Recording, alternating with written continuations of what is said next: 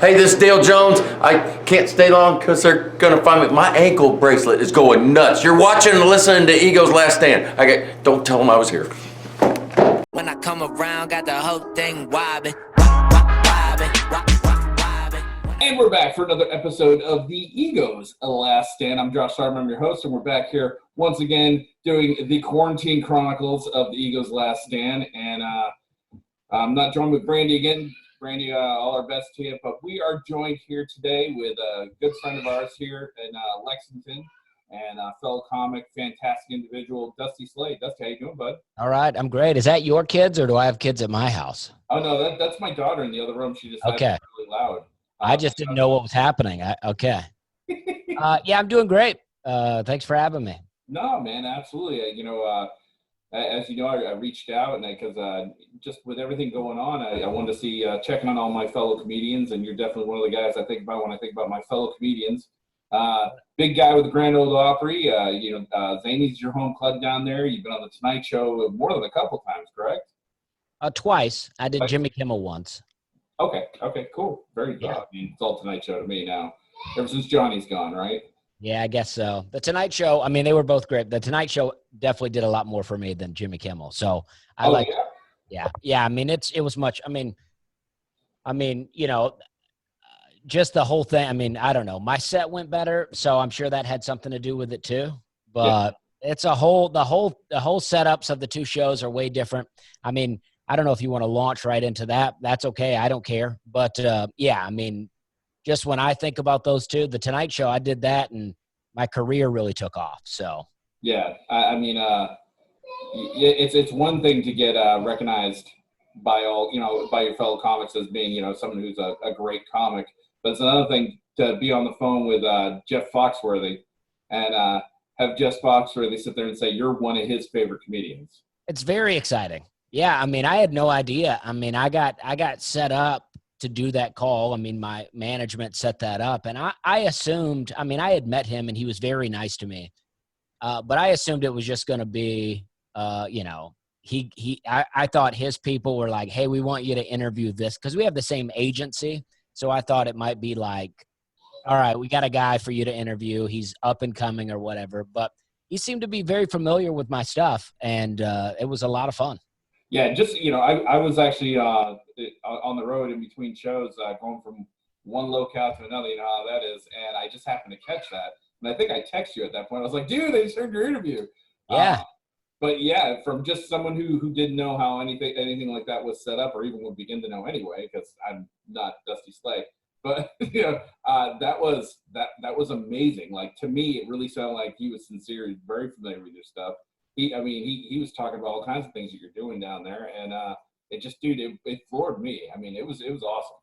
Yeah, I mean, I'm very excited. I mean, I had gotten a date to open for him, but I still have it, but it's been pushed back way later in the year now. So, but yeah, I mean, it's exciting. I mean, he's was super nice. I mean, he's everything that I would hope that Jeff Foxworthy would be. Just a regular, nice dude. Right. And it's like, I mean, all that stuff gets set up with agents. I mean, that's how that all works, agents, managers. But that's what the Tonight Show did for me. I did that, and then I got new management, and I got agents, and they're able to hook things up. But it's also, to me, all about being ready to do stuff like that. Because, had I gotten that stuff, because I've had 5 minutes of good material for many years. So I could very easily have done the Tonight Show in probably 2012 and had a good 5 minutes. Oh, wow. But I got nothing else, right? I would have my good 5, sure. And then that would be it. It would be hard to book me anywhere because I probably couldn't headline at the time. Right. But now, I mean, I'm ready. I got a lot of material. I got a lot of experience. I like what I'm doing now more than 2012. And that may be a bit soon, 2012. But I'm just saying, I had a good, strong 5 that I liked even back then, Yeah, I remember the first time I saw you. You actually opened for the guy. Jon of course, his name pops right out of my head. He was Jon Lovitz. Jon Lovitz. Yeah. Yes. Yeah. Yeah, and it was funny because you're up there and you're doing your shtick, and I just looked at my wife and I was like, holy shit, who is this guy? This guy's amazing. And what was funny is Jon Lovitz gets up there, and of course, he completely alienates the crowd. I don't know if it's like on purpose or that's just a sense of humor, but he's doing rape jokes and he thinks it's funny, and the crowds are all looking at each other. And me and the couple that was with us at the table both were like, well, the first guy was way better. So Yeah. Well, I ended up doing 2 more weekends with Jon Lovitz. I ended up and the first, I had never seen his stand-up. The first night I was there, it was a Thursday night at Comedy Off Broadway, and I thought he bombed. And everybody came out and was talking to me about, they all say, oh man, you should be headlining. And I'm like, well, you wouldn't be here if I was headlining, especially at that time, right? You came to see Jon Lovitz. They don't know how it works. Right. But, Jon Lovitz got standing ovations every single show that weekend after that. Thursday, he bombed. I had never seen him, and I was like, oh man, I really like him in movies. I was like, but this is going to be a long weekend. Right. And then Friday, I guess it was 1 show Friday, 2 shows Saturday, maybe 1 Sunday, but he got standing O's the rest of the shows. I would never have thought of that. And it's funny because you talk about him getting standing ovations, and it's got to be just the star power thing, right? Just because all the movies. Sure. I mean, all those SNL guys are getting standing O's, and I think they're funny. I mean, I've worked with a few, and I think they're all funny, but it's not standing O funny. No, I think I did a weekend with Chris Kattan. Oh yeah. Oh, I hear I never worked with him, but I hear that's not good. What was really horrible about it is he had 3 guys go up before him. So you got the MC, you got 2 features, and then he goes up and he only does 20 minutes, and it's nothing but stories, and they're awful. And just 20 minutes? That's all he does. Yeah. Wow. The features were doing 30 apiece. I know one club told me that he asked to get put into a less good hotel so he could smoke cigarettes inside. That's awesome. Like what, they had him in a really nice place, and they ended up putting him on like a kind of a shady hotel in a weird part of town because that's the only place they could find where he could smoke cigarettes in his room. Yeah. I don't know. Well, the last time I've seen him, I was with him one weekend. He was at Comedy Broadway, and then the second time he came back, he was up in his dressing room. I don't know what was going on. He's up in the green room there, Comedy Broadway, and he got a call from Will Ferrell while he was upstairs, which is man, doesn't that blow your mind? It's just like that because they're friends. And apparently they've always been really. Oh yeah. Well, that's the funny. I did 2 weekends. I did another weekend with John at Zany's, and we got to know each other a little better. And then the next weekend in Huntsville, Alabama, at Stand Up Live. And then that weekend, like after every night, we went out to the same sushi place, me, John, the club manager, and John's dog. So we would sit in the same booth, me and the club manager on one side, John and his dog on the other side. And John was great. He was so nice, and he was doing great that weekend. Actually, that last weekend I was practicing for my Tonight Show each night with him. So, and he was really great. And then he emailed me one day and he said, "Can I call you?" And I thought, great, he's going to call me, ask me to do a bunch of dates with him. It's going to be, my calendar's going to get lined up. And he goes, "Did you tell me Norm Macdonald owed you $1,000? And I'm like, no. And he's like, "Oh, I thought that was you." I was like, "No." And then we're just kind of on the phone, and he's like, "So, how you doing?" and then it was nice, but I was like, "No, that's not me. I don't know what to tell you here." Yeah, he seemed really, really bizarre, like very standoffish, not wanting to really talk with people very much. Is he a personal guy, or Yeah, he is a bit more. I think I don't know. I mean, I just feel like sometimes when the green room is not attached to the stage, it creates a weird thing, because if it's right next to the stage, there'll be other people in the room, and then the server will be coming in. But when it's like upstairs like that, it's like nobody really goes up there. And if you go up there and John's up there with his dog, you're like, well, this is weird. I feel like I'm invading your space. Right. Yeah. But at Zany's or in Huntsville, that green room is right next to the stage, and it's just people in and out sometimes. And it's great. I mean, it's a good flow. Yeah, I look forward to performing there at some point. So how you and Hannah been dealing with the corona? Well, we've been really good up until even now we're good, but up until this week, I mean, I think it's really starting to hit us both where we're just like, we're ready to get out of the house. Yeah. I mean, I'm concerned that we open back up and then the disease or virus spreads everywhere. Right. But I'm also like, I got to get out of here. You know what I mean? My wife needs to get out of here. We want to go out. We want to go to a restaurant. I see people, protesting to go back to work. And then I see people on Facebook telling me how stupid it is and how it's going to get everybody killed. And I'm like, I think there's some middle ground there. Yeah. And I just think that a lot of us are like, because I see people that have jobs on the internet telling me that I'm dumb for wanting, not me specifically, but telling people that they're dumb for wanting to go back to work. And I'm like, people need money. Yeah. And people need social interaction too. I mean, yeah. No, I mean, I'm going from talking to thousands of people a weekend to it's just me and my wife all the time. And my wife's also used to me being gone a lot. So, she gets to kind of run, she's hanging out 3 or 4 days a week in the house alone, not having me just trying to chat her up all day, I mean, she gets some breaks from me sometimes. Have you guys devised a schedule when you can be around each other yet, or hasn't it gotten that bad? Well, fortunately, we had bought a house right before this went down, right? So we have, a little extra space. So, Hannah has an office where she can go and read and write.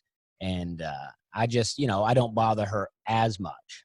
I mean, I'll still go up there quite a bit, but not all day. I just got to talk to people. I mean, I need to talk to people. So I got, something comes into my head and I'm like, well, I got to go tell her this, Yeah, no, I'm the same way. I absolutely and it's funny because my wife's always worked from home.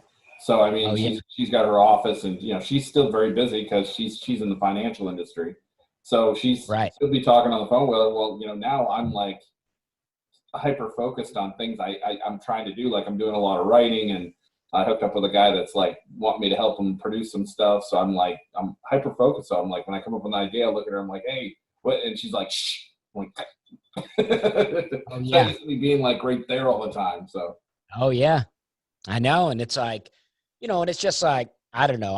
I'm ready to get back out there. I mean, I'm ready to be cautious, but I'm ready to do some stuff. I mean, I would love to just do a coffee shop with like 20 people right now of comedy. That would be amazing.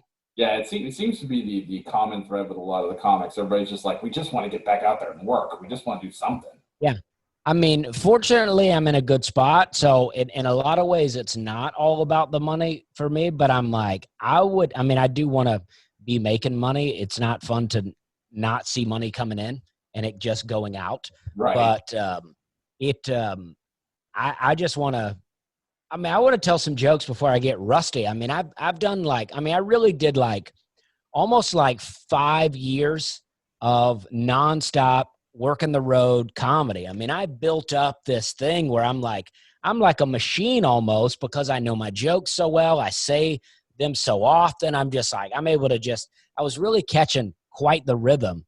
And now I'm like completely stopped. I was on a podcast yesterday and I was like, it was more of like a live stream comedy show. And I was trying to do some jokes and I was like, oh, I don't even know how that joke goes. That could also be the CBD. And so who knows? It could be. You never know. Yeah. I tell you that I'm definitely concerned about being rusty. I came back from Virginia from a show and I was supposed to be a comedy off Broadway featuring for a comic that was coming in there and boom, that gets canceled. And then, I lost 7 weeks after that. I just had 2 more canceled and I'm waiting for a phone call about my June show. So it sucks, man. It's like, when am I going to be on stage again? I know. You're talking months. I mean, God, how rusty. Well, the great thing for me is Tennessee is looking to start opening things up in May. I don't know about Kentucky. I don't know what they're doing, but Tennessee's looking to get rolling. And our governor said might be a couple months. oh man, and Alabama is also looking to get rolling. And I got the end of May. Now who knows? But the end of May, I have a date on the calendar for Huntsville. It's just not, it's one of those that's just kind of, it could get canceled. We don't know. Right. But so far as I know, it's still on my calendar at least. And I'm hoping that happens, even if it's limited capacity. Sure. I mean, Like, let's just get down there and tell some jokes. Right. Well, I mean, I almost want to wait till things are open for a little bit because I don't want people to be so excited and then I come out all rusty. You know what I mean? I mean, not so excited just to see me, but excited to see comedy in general. And then here I come stuttering around, and not knowing, getting into a joke going, oh, no, I don't remember that. I don't remember that joke. I'm gonna have to go look at my notes on that one. Yeah. So what really like for me, I just ended up did like some major shifts in my set. So I was like, I had it a certain way that I've been doing it all this time. And I figured out that I needed to put something that was in the center at the end, and I needed to switch everything around. So I just started doing that. When you flip stuff around like that, it's almost like you're doing comedy with one hand behind your back. You're kind of fumbling and trying to find rhythm. I love switching up the order, though. It's really fun. I mean, especially if you have your jokes in a way that you're used to telling them in an order. When you can switch it up a little bit, it's fun. It can bring new life to the same jokes. Just putting them in a different spot. I have jokes that don't work really well if I do them early in the set, but if I do them later, they do great.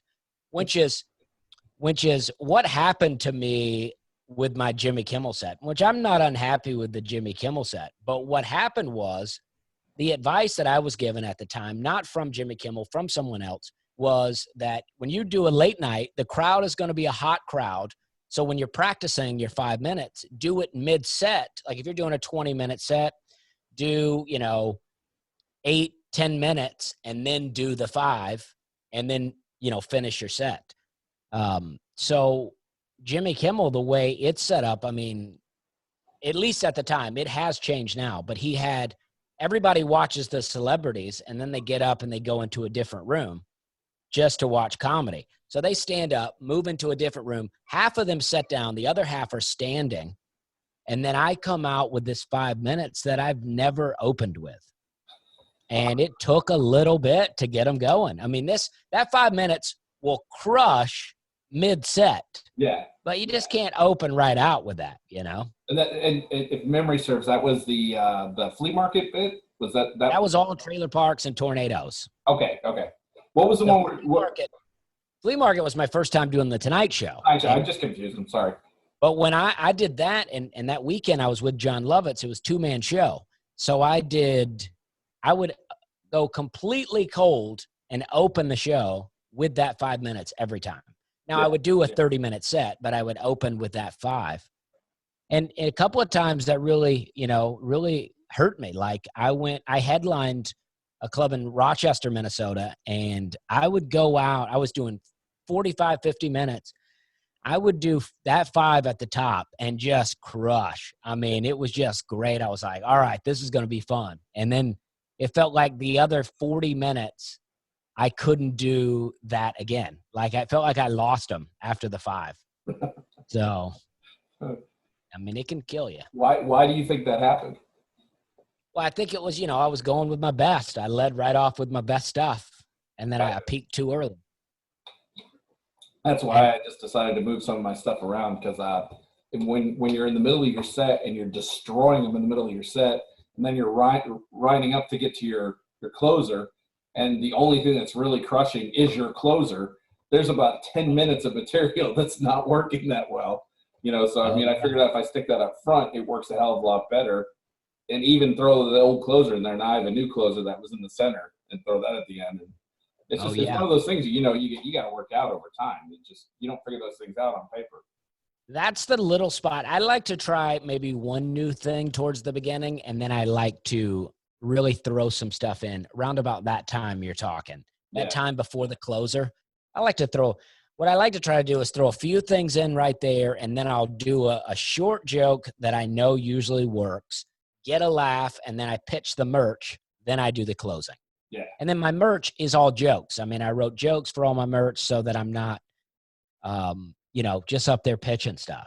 I'm like, I do want to pitch because I do want to sell, but I also want to, maybe that's the way to go. It just was a real glare right here.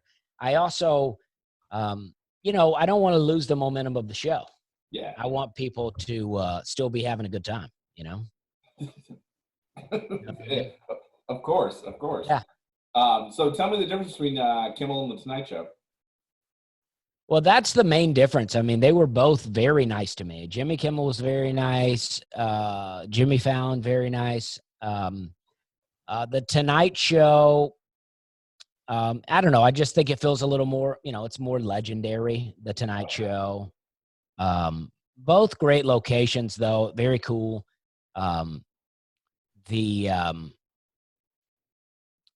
Yeah, I mean, and when you go out for the Tonight Show, the crowd is hot. I mean, it's like I was so nervous that first time, like the most nervous I've ever been, I think. I don't really get that nervous, but I'm like, all right, here we go. I'm about to do this thing, and it could be really good for me, or everybody in my entire life ever can see me bomb and go, yeah, I knew that guy wasn't never going to do shit. You know what I mean? Like that's all the haters could be watching going, yeah, I knew he wasn't going to do nothing. And so, but once that curtain opens and you go, I mean, like for me, all the nerves turned to adrenaline and I was like, boom, I got to nail it. Because there's no room to be messing up. I don't have the kind of style where I can mess up. And if I'm doing an hour, I can mess up a little bit, play around, recover, but there's no mess up recovery in 5 minutes. No. You just look bad. Yeah. That's like the short run out the door when you're jumping out of a plane. It's like you don't have a lot of time. Yeah. You better nail that rip line right. And I liked the second set on the Tonight Show too, but I didn't like it as much as my first one. I mean, they both went really well, but the first one, I mean, those jokes that I used, I mean, I love those jokes. I mean, and the jokes I used the second time, hotel jokes, I wish I had changed the order of them. If I had it to do over, I would change the order, but I still think it went well. It wasn't. I didn't bomb, which is all I ever want. I don't want to just not bomb. I want to get laughs on all my jokes, and I did, and I feel good. The thing that it hurts me now on the short sets. I can't do the wave joke every time, right? I can't go out and do the wave joke, but like the wave has become such a part of my set now that if I don't explain it and people don't know me, which they probably don't at the Tonight Show audience, I mean, maybe someone does, but chances are they don't. And so when I'm doing this, they just see me waving. They don't know my thing about waving, So it's like, I did the we're having a good time for the second one. And, it's still fun. Still a good time. But it's fantastic. I want to do them both in a set. Well, yeah. I need to get on a different late night, do the wave joke, the we're having a good time joke, and then do my trailer park tornado joke again so that I can get my good laughs on that. Bring it all together. Yeah. Well, it's a real disappointment that I used that joke so fast on a late night because I'd like to do the tornado joke again somewhere. Well, I mean, I think you'll have another opportunity to get on there, don't you think? Yeah, hopefully so. I don't know if they'll let me use that same joke though, Oh, they want you to do new stuff when you go on? Yeah, you can't be like, you can't be like, hey, I'd like to do that 5 again. Can you get me back? Because then my YouTube would wind up with, oh, that guy does the same. How's he keep getting booked? He does the same thing every time? Can I have a do-over, please? Yeah. So, and then I did a Comedy Central thing that was just for the internet, but it's almost at 3 million views now on YouTube. Dang, I didn't know that, man. Yeah, I thought honestly, I thought that would be nothing because I was told, yeah, it's for Comedy Central, but it's just for YouTube. And I thought, well, all right, whatever. So all the jokes I did on there, I like, but I was just like, I was already signed up to do a Tonight Show. So I was like, I don't want to use those jokes. So let me use, these other jokes here. And then, yeah, I mean, that's gotten way more views than anything I have. So I feel good about it, but this is what happens to me. I do so many Southern, Midwestern rooms. Even when I go out west or even further west, like Arizona, I still feel like I'm getting a bit more of I don't want to say blue collar crowd, because I think it is, but I think just like a normal person crowd, Yeah. A lot of times when I go to these areas like New York or LA and I'm doing a real hipster room, especially a younger hipster room, I get a little in my head about it. Like, I'm like, because I don't feel old. I'm not old, but I don't want to come across as old. So I'm like, they're all cool and hip. I'm coming in from Nashville. I'm like, all right, we're having a good time. I'm just worried about. So the audience wasn't as loose as I wanted them to be in that Comedy Central thing. Yeah. So, and I got 7 minutes. I don't know how to really try to break them open. I don't want to waste time trying to be like, let me get them riled up, when that's not even really what I do. I don't get people riled up. Right. So, but like when I do the last college that I did, it was really a packed room. So I just went out and I said, hey, listen, I do comedy for a lot of old people. Okay. So I do a lot of clubs. I do a lot of comedy for a lot of old people. So if you don't think this is funny, just remember that your parents would think this is hilarious. Right. So that kind of I feel like that the self-awareness kind of came to them, because I don't think of myself as that age, but I could potentially have a kid in college right now. And that's I would have to have a kid pretty young, but that's insane to me. And I mean, but I did grow up in Alabama. I mean, it's possible that my kid could be graduating college. Granted, if I had had a kid at that age, he probably would not be attending college. He would follow in his father's footsteps of not going. And, but, and then one joke I did a 5 o'clock somewhere joke, and it got, I got a pretty good laugh, but less than some of the others. And I said to them, your dads would love that joke. And then that got a really good laugh, So I just think the thing I like about comedy is that I don't feel like you can age out of comedy. Now, what you can do is stop being relevant. If you stop paying attention to what's going on in the world and you suddenly become that guy where it's like, unfortunately, we're in a place where it's like, you got to be PC or have your core audience. If you have your audience, you can do whatever. But if you're trying to appeal to new people, you got to be PC because they don't know how to take you, right? So the moment you're like, oh, I ain't worried about that stuff, that's when you start becoming irrelevant in my mind. Yeah. And also I don't know, just not even just PC, but just being not knowing what's going on. And I don't see a lot of people doing it now, but if you're doing a Bill Clinton impression, you got to move on. You got to get a new impression. You're doing Robert De Niro, Al Pacino. You got to move on from those. You got to let those go. There was a guy that came in with Pablo Francisco. He's all big on doing he does a lot of voices and whatever. Yeah. Well, this guy that came in, I guess, was doing some cartoon with him, and that's all he did was everybody you just named. I know. Well, that's the classic ones, right? Like Keanu Reeves, they'll throw one of those in there. Used to be a honorary once in a while. Sure. So I wrote a quarantine joke. Well, I mean, I wrote it not about the quarantine, but I had to write jokes while I'm in. My daughter, she had a blowout, and I'm talking like it was everywhere, and I had to get my wife in there to help me because we needed more than 2 hands to get this done. And I said, this is a Mexican poop, and she goes, Mexican? I said, yeah, it went over the wall. Oh, that's disgusting. And Yeah, but it made me laugh. So yeah. Oh wow, that's pretty extreme. I hope that your daughter doesn't know that you're telling people that. Oh, she's gonna know it all. You know what's great about this view that I have that I'm looking at you here, Dusty, is you got the picture of Steve Martin over your shoulder, which I absolutely love because it makes me feel like I'm watching the comedy news. And you're like, tonight, Steve Martin was in the news, which is really cool. The fact of the matter is that the name of this podcast is The Ego's Last Stand, and that is what Steve Martin called stand-up comedy. Oh, wow. I had no idea. People tell me that Steve Martin's book, Born Standing Up, is really good. And I bought it, and I've read some of it, but I am not a reader. But I'll tell you what I do like. When I first started doing comedy, a friend of mine gave me the album Let's Get Small by Steve Martin, and it's the best.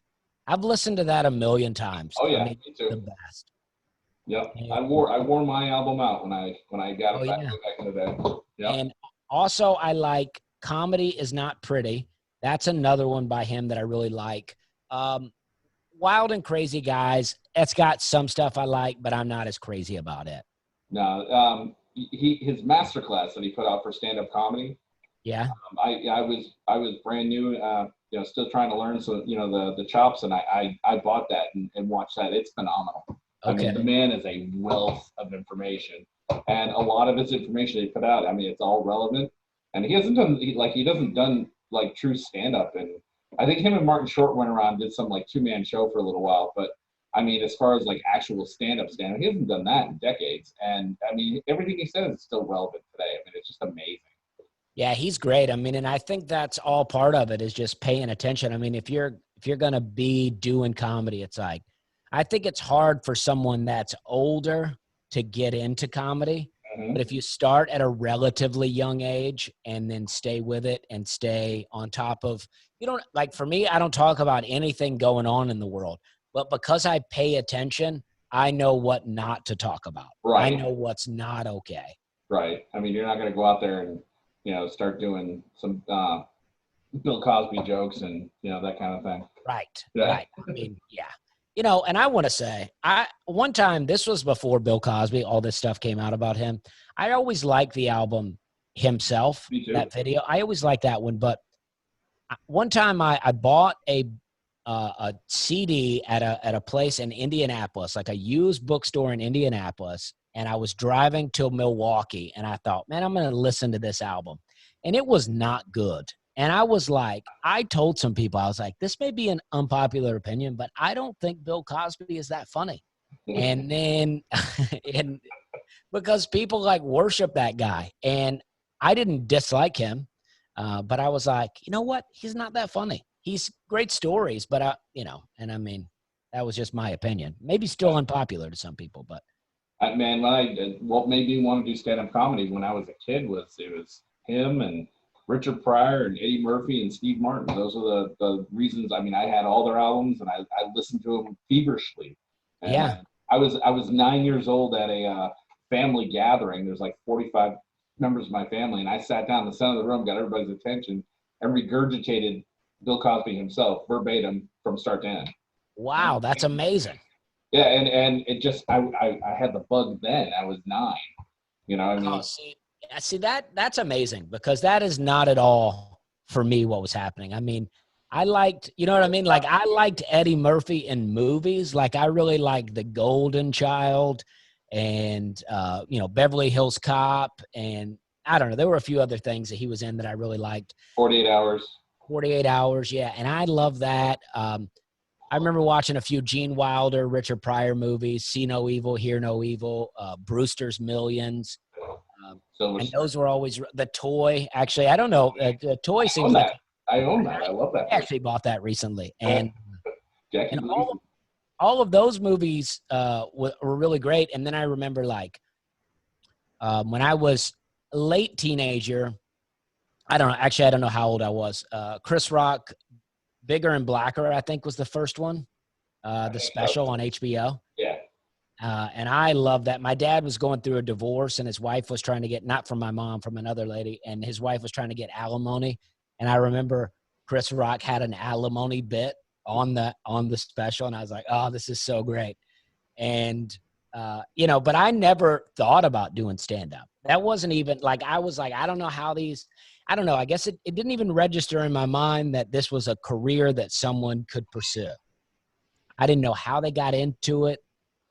It just wasn't something that ever seemed to interest me at all. Yeah. So what made you, what actually was the turning point? Well, I moved to Charleston, South Carolina, and from Alabama when I was 21, and I I just needed to make friends. So I saw this improv class, which I didn't really know anything about improv either, but I just was like, you know what, that seems fun and I need to meet some people. So I took an improv class, and then through that I met some people and they encouraged me to try stand up.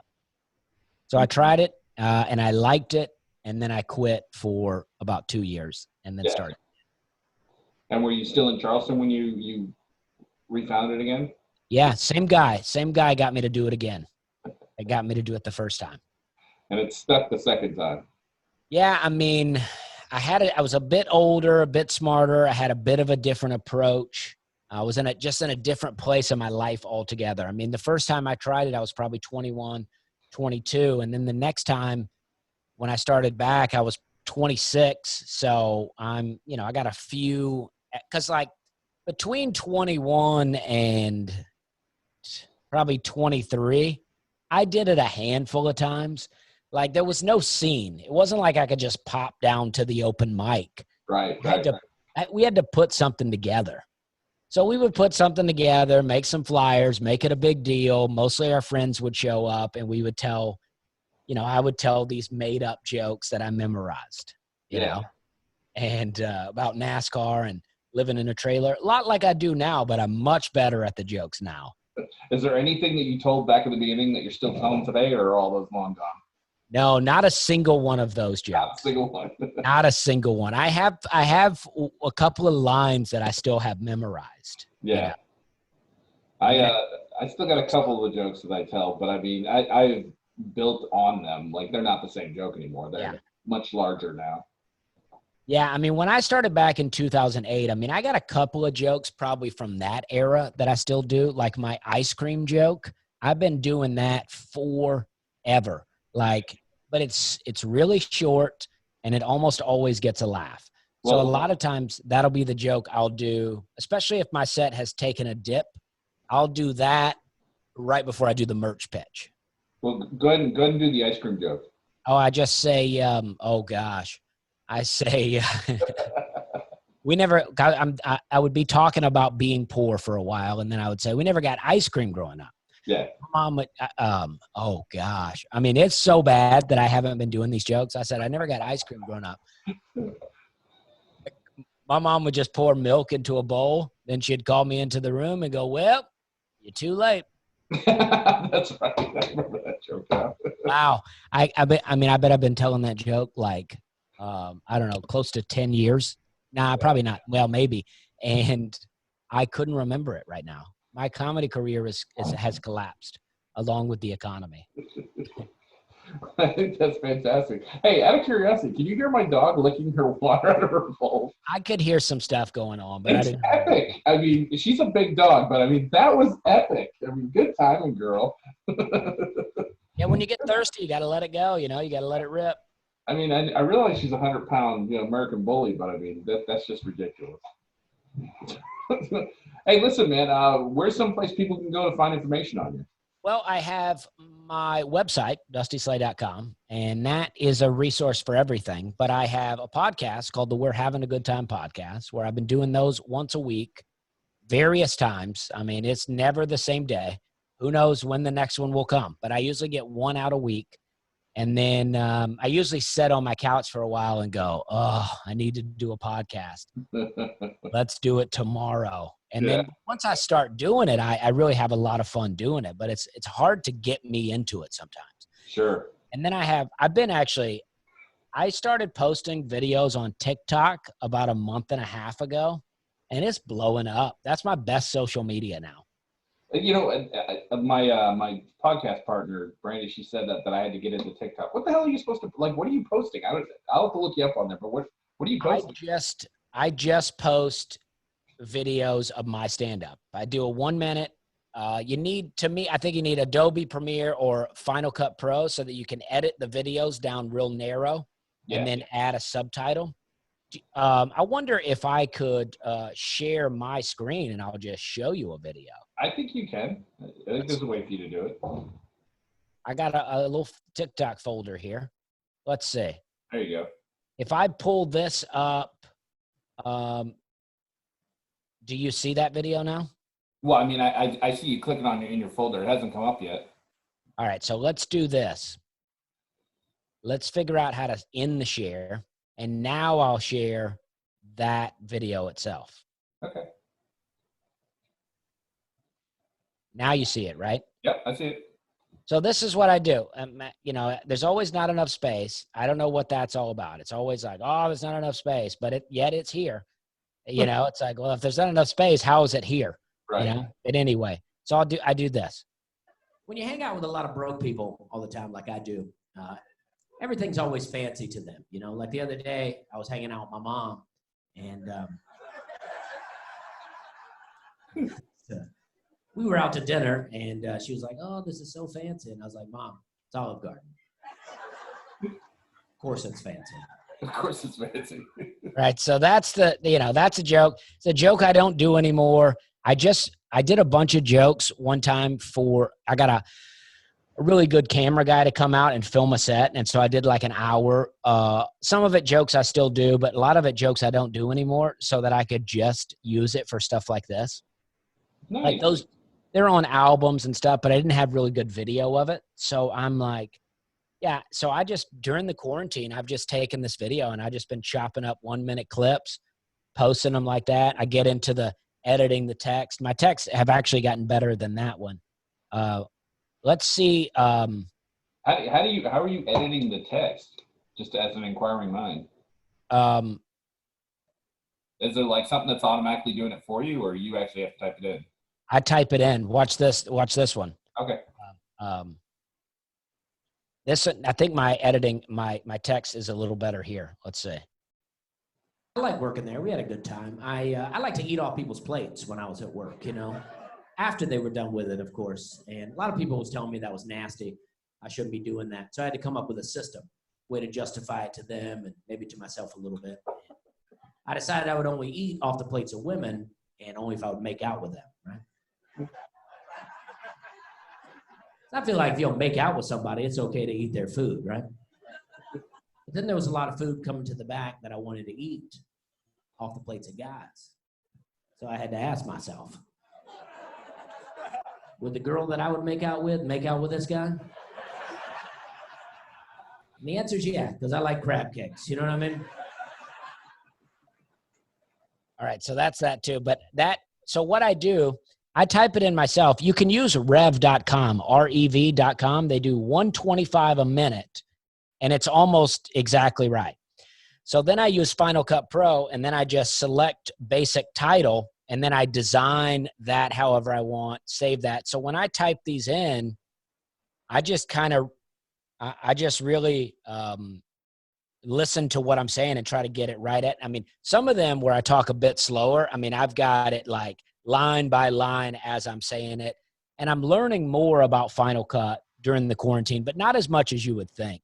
I mean, you would think this would just be prime time, getting up, getting it done, making it happen. But it's like when things it's like I work better when things are moving because I'm like in a rhythm and I'm like, let's get it done. But when I'm stopped, I'm like, oh no, I have all day today and tomorrow and tomorrow and tomorrow. I'll do it then. You find out how much of a procrastinator you are at that point. Oh, yeah. I mean, I'm watching movies I don't even want to watch, you know, I mean, because I watched the whole season of The Tick on Prime. Yeah. And it's okay. You know, I didn't mind it, but it's not great. Yeah. I mean, you wouldn't normally watch that probably. No. I mean, I watched a few episodes of Monk. Actually, I do really like Monk. That guy makes me laugh a lot. Tony Shalhoub. Is that his name? Yeah, love that guy. Dude, this has been fantastic. Let's do this again. Yeah, thank you. Thanks for having me. No, anytime, man. I know you got something else coming up here. I want to make sure you can get to that on time. And well, I appreciate that. Make sure I put up a little sign on here to see so people can see where your social media is at. And yeah, and I have a YouTube. I have a lot of videos on YouTube too, but I haven't been posting lately. I mean, I got a video I'm working on right now for my trip to Aspen, but I mean, it should have been done 2 weeks ago, but I'm nicking around. Well, I'll find what that is and I'll make sure I throw that up there as well. But dude, thank you so much for taking the time out. Yeah, thank you. Great to see you. Yeah, it's good seeing you too, man. Yeah, we got another podcast floating around somewhere too, don't we? Oh, absolutely. We sure do. Yeah. Yeah, that was on Crossroads Comedy Project. Yeah, that was when I was there with Bert. Right. Yeah. Fun weekend, right? Yeah, that was a good time. Yeah, that was a lot of fun. All right, man. Well, it's been great. For Dusty Slay, I'm Josh Sardam. We'll see you guys next time. All right, we're having a good time.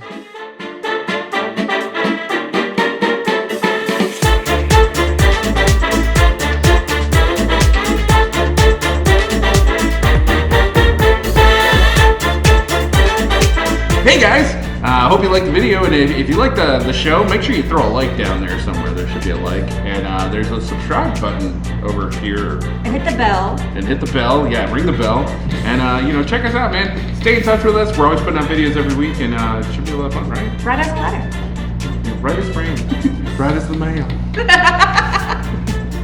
Thanks, guys.